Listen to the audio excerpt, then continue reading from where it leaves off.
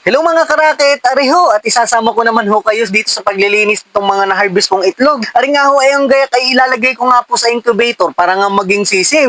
Ay ako naman po ay bagong-bago lang din sa aking mga pinagagawang ari at ito nga po yung aking ginagawang alibangan. Sabi ko nga kay Mrs. ay kung kami nga ay nagbawas na at hindi na nga ho kami nag-ukay-ukay, sabi ko meron dapat tayong pampalit at ngayon nga po season na papasok nga ang January. Ay kailangan ho ay may extra pagkakakitaan at saka libangan na rin po baga. Kaya po itong Rhode Island nga ng aking kapatid ay sinalo ko na nga at hindi nga na po naaasikaso sa ngayon. Ay pinagpatuloy ko na nga rin naman po habang meron pang natitira at ito nga po yung aking paparami sa mga susunod. Kaya ito pong mga itlog na rin ay aking nililinis po at para nga hindi naman ganito ang itsura pagsasala nga sa incubator. Yung ganito nga pong karami ay hindi naman po isahang araw lang at ito po naipon ko sa loob ng 3 araw nga bago nga makapagsala nga ako sa incubator ay kailangan na iipon nga lang. At gawa nga ng yung aking inahin nga rito po ng Rhode Island Red ay talagang hindi naman ganong karamihan. Ay kaya sabi ko nga po ay mag-aantay na lang po ng tamang panahon ng ari po ay mabasag, maging sisiw.